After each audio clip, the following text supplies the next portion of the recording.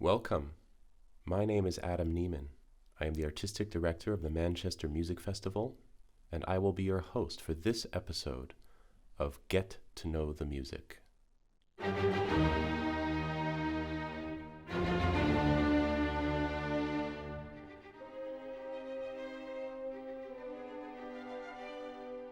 This episode focuses on the life and work of Ludwig van Beethoven, as well as his enduring legacy.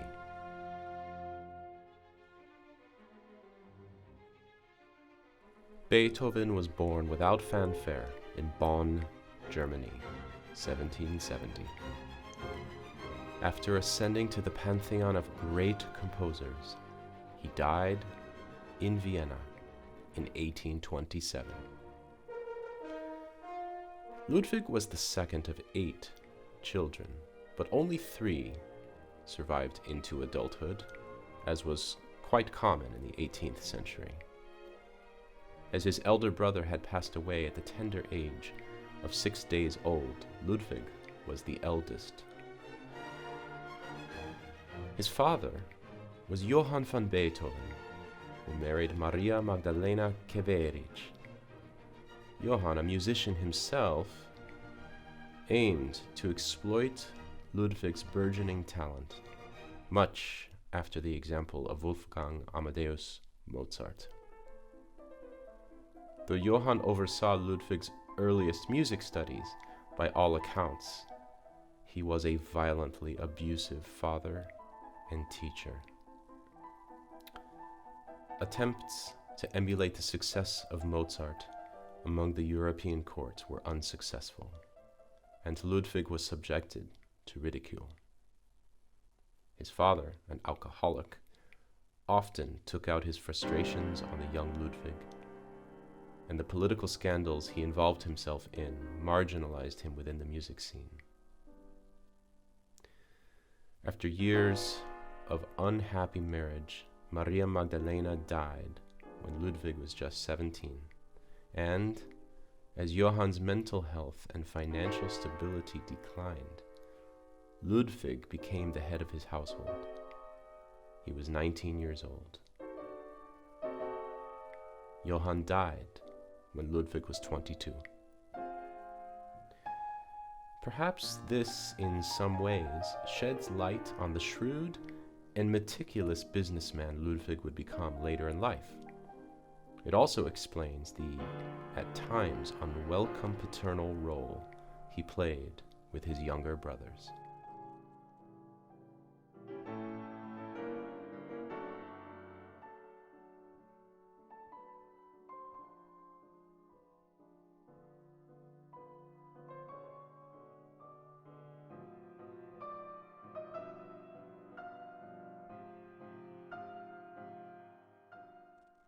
Ludwig's musical training was rigorous and extensive, starting at a young age with his father, continuing into adulthood even after having established himself as a published composer. He played piano and violin at a high level, his piano training monitored by his father from an early age. He studied the violin with Franz Ries, whose son, Ferdinand, would become a composer and one of the future Beethoven's most successful composition students. Beethoven later recalled that he enjoyed a warm relationship with his organ and composition teacher, Christian Gottlob Neefe, and he also enjoyed a beneficial but complicated student-teacher relationship with the famed composer Franz Joseph Haydn. Though Haydn felt positively toward Beethoven, it was he who recommended that Beethoven continue his counterpoint studies with Johann Georg Albrechtsberger. Beethoven engaged in studies with Haydn and Albrechtsberger simultaneously, while privately working with Antonio Salieri. Salieri gave Beethoven voice lessons, and they also engaged in intense discussions about vocal compositions, building skills that would later serve Beethoven extremely well in his opera Fidelio. Despite Salieri's reputation having been marred by the wonderful but largely fictitious movie Amadeus, Salieri was a very well-respected figure, particularly in the realm of Italian opera, and Beethoven obviously felt that he could stand to learn a great deal from him.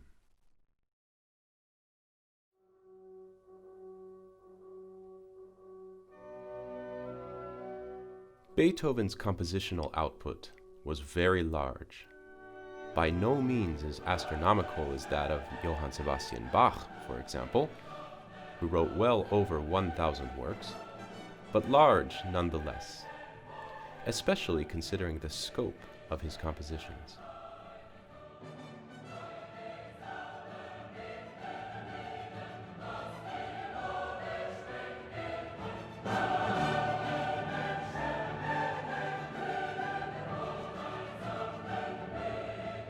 He wrote 138 works that were given opus numbers, and 228 without opus numbers, for a total of 366 works. There are hundreds of unfinished works and pieces that may be attributable to Beethoven, or perhaps others, and those works are obviously not given official catalog numbers. His compositions span every conceivable genre, which is one of the reasons that his music is universally acclaimed. Unlike Paganini or Chopin, for example, who specialized in compositions for a single instrument, Beethoven could do it all. His output is traditionally categorized in three distinct periods: early, middle, and late. We will be diving more deeply into the topic of his stylistic metamorphosis across his periods in our two-part performance chat series on July 5th and 7th, 2020. In those episodes, we will examine his growth and increasing maturity through the lens of his piano sonatas. And the performance chat broadcasts will include complete performances of 4 of those sonatas. The Sonata in F major, opus 10, number 2, played by Maxim Landau. Sonata Quasi Fantasia in C-sharp minor, opus 27, number 2, affectionately known as the Moonlight, played by me. Sonata in C major, opus 53, known as the Waldstein, played by Winston Choi. And Sonata in A major, opus 101, played by Andrew Canestra. Again, those broadcasts will air at 7:30 p.m. Eastern Standard Time on July 5th and 7th, 2020.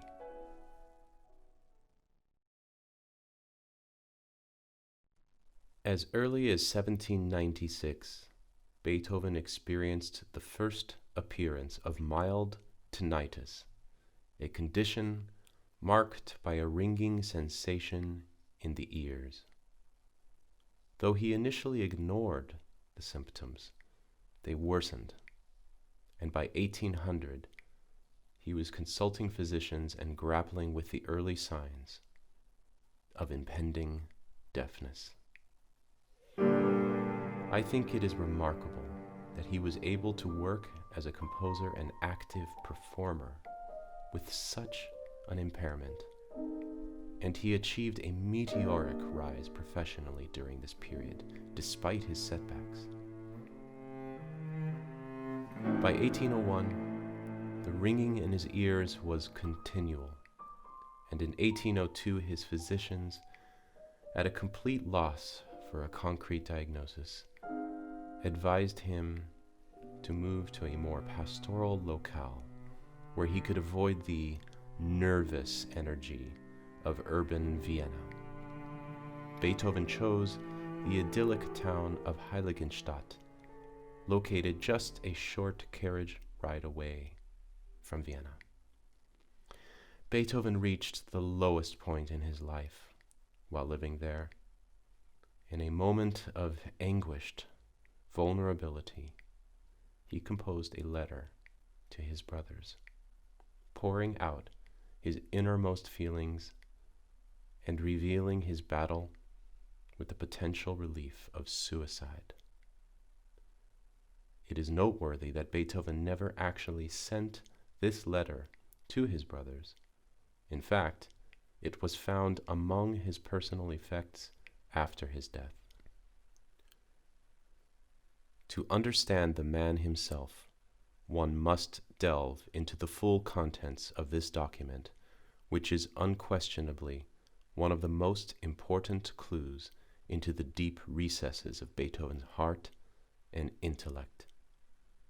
I will now read the full Heiligenstadt Testament, as it has become known. For my brothers Karl and Johann Beethoven. Oh, you men who think or say that I am malevolent, stubborn, or misanthropic, how greatly do you wrong me. You do not know the secret cause which makes me seem that way to you. From childhood on, my heart and soul have been full of the tender feeling of goodwill, and I was even inclined to accomplish great things. But think that for 6 years now I have been hopelessly afflicted, made worse by senseless physicians, from year to year deceived with hopes of improvement, finally compelled to face the prospect of a lasting malady, whose cure will take years or perhaps be impossible. Though born with a fiery, active temperament, even susceptible to the diversions of society, I was soon compelled to isolate myself, to live life alone. If at times I tried to forget all this, oh, how harshly was I flung back by the doubly sad experience of my bad hearing. Yet it was impossible for me to say to people, "Speak louder, shout, for I am deaf." Ah, how could I possibly admit an infirmity in the one sense which ought to be more perfect in me than others, a sense which I once possessed in the highest perfection, a perfection such as few in my profession enjoy or have ever enjoyed. Oh, I cannot do it. Therefore, forgive me when you see me draw back, when I would have gladly mingled with you. My misfortune is doubly painful to me, because I am bound to be misunderstood. For me, there can be no relaxation with my fellow men, no refined conversations, no mutual exchange of ideas. I must live almost alone, like one who has been banished. I can mix with society only as much as true necessity demands.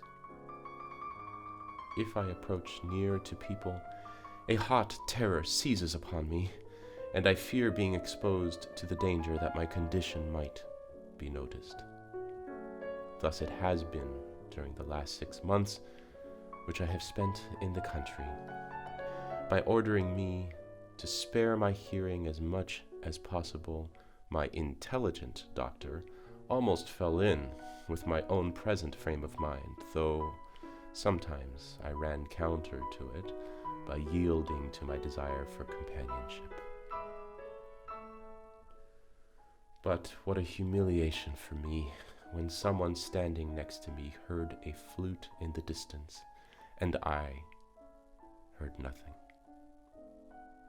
Or someone standing next to me heard a shepherd singing, and again, I heard nothing. Such incidents drove me almost to despair. A little more of that, and I would have ended my life. It was only my art that held me back. It seemed to me impossible to leave the world until I had brought forth all that I felt was within me. So I endured this wretched existence, truly wretched for so susceptible a body, which can be thrown by a sudden change from the best condition to the very worst. Patience, they say, is what I must now choose for my guide, and I have done so. I hope my determination will remain firm to endure until it pleases the inexorable fates to break the thread. Perhaps I shall get better, perhaps not. I am ready.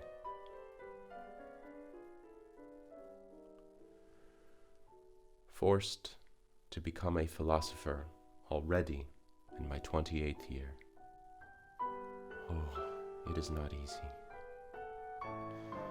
And for the artist, much more difficult than for anyone else.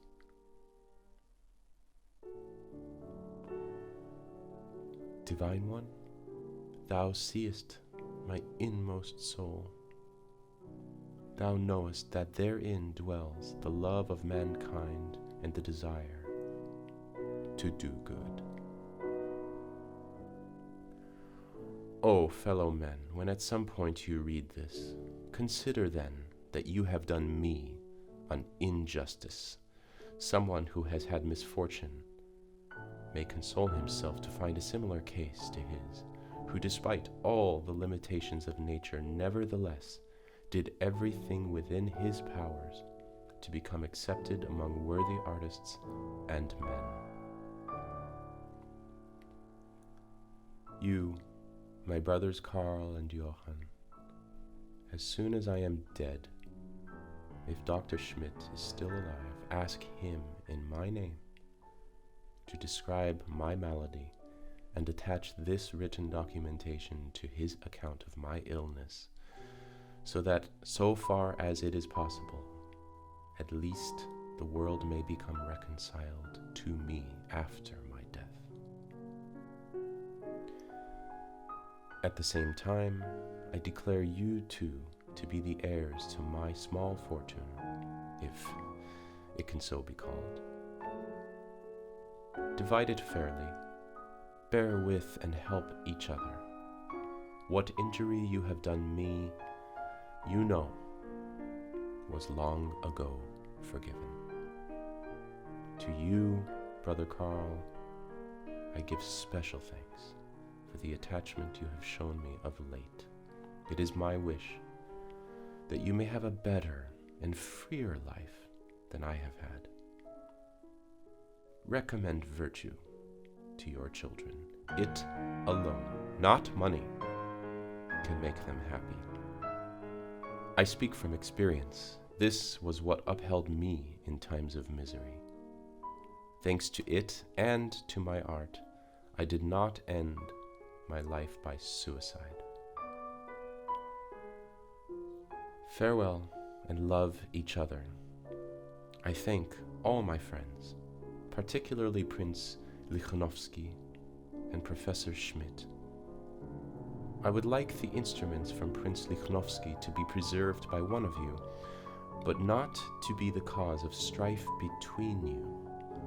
And as soon as they can serve you a better purpose, then sell them. How happy I shall be if I can still be helpful to you in my grave. So be it. With joy, I hasten toward death. If it comes before I have had the chance to develop all my artistic capacities, it will still be coming too soon despite my harsh fate, and I should probably wish it later. Yet, even so, I should be happy, for would it not free me from a state of endless suffering? Come when thou wilt, I shall meet thee bravely. Farewell, and do not wholly forget me when I am dead. I deserve this from you, for during my lifetime I was thinking of you often and of ways to make you happy. Be so. Ludwig van Beethoven, Heiligenstadt, October 6, 1802. What a revealing and precious document that letter is. Beethoven's decision to continue on with his existence, miserable and lonely as it was, is a model for all humanity to overcome whatever obstacles may be strewn about its path and to strive to realize its fullest potential. Undoubtedly, Beethoven did just that, overcoming his despair to write some of the most magnificent and deservedly famous compositions of all time. The Eroica, Emperor, Kreutzer, Tempest, Waldstein, Appassionata, the Razumovskys, these are just some of the works that emerge from this amazing period. Arguably, they all reflect a kind of heroism, a shaking of the proverbial fist at the heavens. They share both great depth and immense sonic power.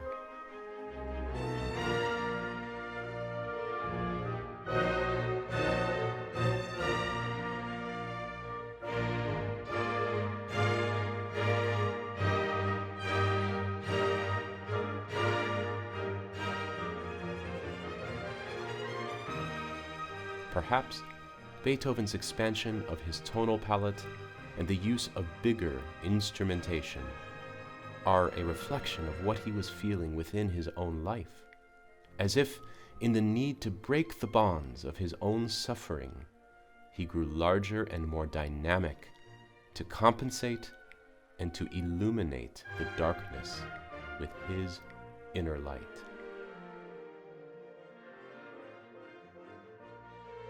And yet, the fates were not finished with Beethoven. By 1814, his deafness had become public knowledge, and the condition was total and incontrovertible. When his brother Kaspar died in 1815, he left behind a 9-year-old boy named Karl. Ludwig took legal action to strip the boy's mother, Johanna, of custody. His claim of her cultural lowness and inability to care for the boy, combined with his fame, resulted in being awarded sole custody of Karl during his formative years. The custody battles between Ludwig and Johanna went back and forth, and eventually Beethoven's verbal abuse of Karl worked against his legal case. Like his father before him, Beethoven attempted to create a child prodigy concert pianist out of the poor boy, while Karl did not possess even an iota of Ludwig's genius. Beethoven couldn't even hear, though he stubbornly pushed Karl into a life of toil at the keyboard with little to no relief. Yet Karl retained an enduring affection for his uncle nonetheless. Eventually, though, after disappointing his uncle by not performing, Karl was sent to boarding school. It is important to note that between 1816 and 1819, Beethoven was so consumed with Karl's training and the legal battles that he did not compose a single note of music. Sadly, Karl attempted suicide in 1825. Fortunately, he was unsuccessful, and he went on to live and to create a family of his own. His resentment of Beethoven, however, led to their estrangement, and for the final few years of Beethoven's ebbing life, Ludwig van Beethoven was left utterly alone.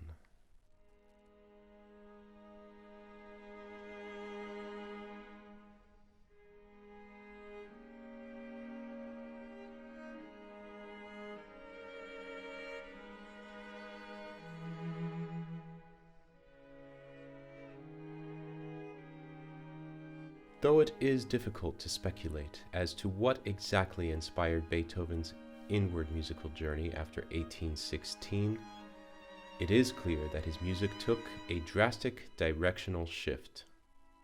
It was during this period that he composed the late string quartets, last 5 piano sonatas, the Missa Solemnis, and, of course, the Ninth Symphony. Beethoven's late music is marked by increasing introspection and abstraction, and his harmonic language became so daring, so forward-thinking, that it presaged the atonality of the 20th century.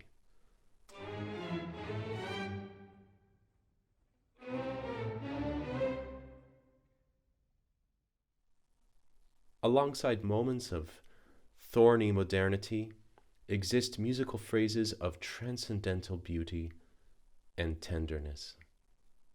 What Beethoven's middle period had given the world was music of triumphant heroes.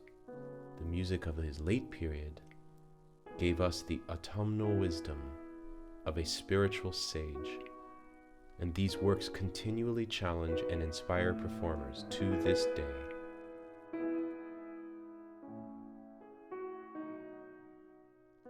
Beethoven's death was preceded by a laundry list of medical disorders that stem back all the way to 1792, when he first suffered from abdominal pain. This ailment never ceased for him, his body taking on all sorts of illnesses along the way, including typhoid fever, chronic diarrhea, dehydration, anorexia, gout, jaundice, and eventually, at the end, organ failure. After falling into a coma on March 24th, 1827, he died 2 days later. Contemporary physicians were unable to determine a clear and accurate cause of death. From a preserved lock of his hair, modern physicians have attempted to deduce his condition, and the latest research points strongly to Crohn's disease.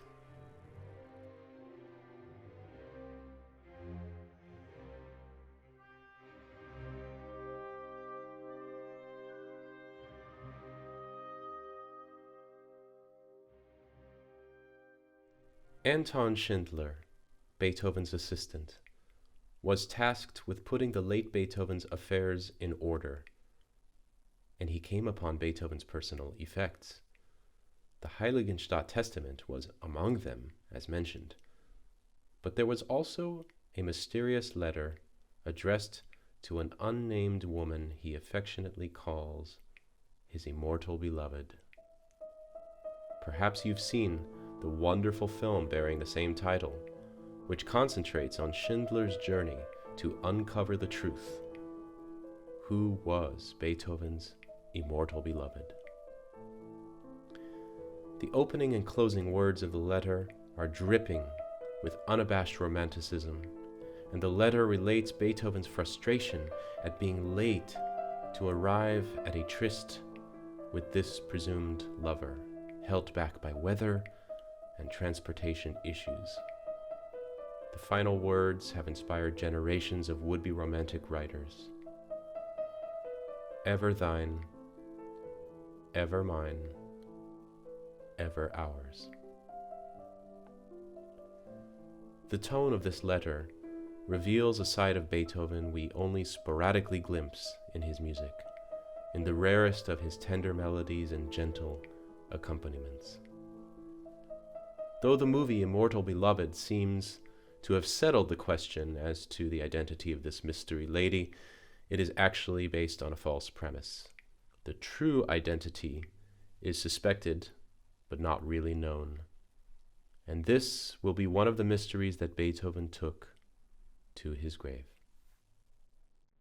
Even though Beethoven had become a recluse, and younger, more popular composers, such as Rossini, had become all the rage in Vienna by 1827, between 10,000 and 30,000 people congregated to witness Beethoven's funeral procession through the city. Beethoven had died a national treasure and hero, and the final words of the eulogy, written and orated by Franz Grillparzer, a playwright and composer, encapsulated the sentiment admirably. The last master of resounding song, the tuneful air of Bach and Handel, Mozart and Haydn's immortal fame, is now no more.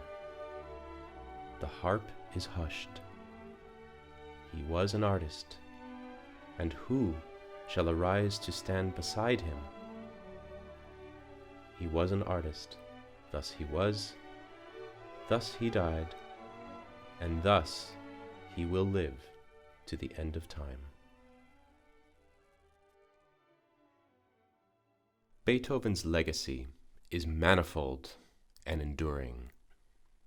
Speaking strictly musically, his innovation with regard to form and structure unfettered future composers from the confinements of strict sonata and fugal form.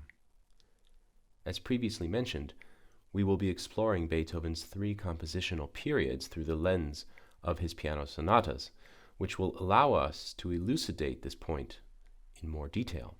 Don't miss our two-part performance chat on July 5th and 7th, 2020. Suffice it to say, for the time being, Beethoven's metamorphosis through sonata form cleared the decks for the one-movement sonatas and tone poems of Liszt, Strauss, Berlioz, Scriabin, and many others. His expansion of the use of orchestral instruments empowered the symphony to unprecedented heights, and his widening dynamic contrasts created an electrifying and visceral mode of music making. Harmonically, Beethoven dared to fast forward a full century to the advent of atonalism, a phenomena perhaps explainable by his genius, of course, but also his deafness, which likely reformed his way of hearing musical sounds within his mind.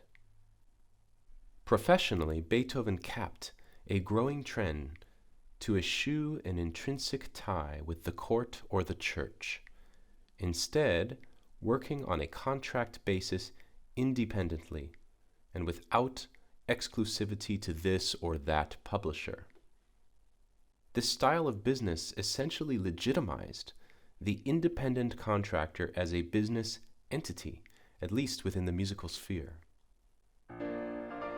Beethoven's taste for bigger, brighter, and more refined pianos led piano manufacturers to innovate alongside Beethoven's push for growth.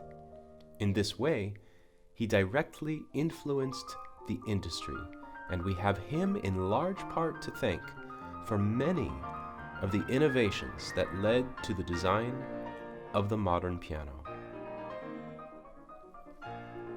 To outline Beethoven's maturing taste in instruments, we can briefly explore 6 representative piano types that he came into contact with during his career.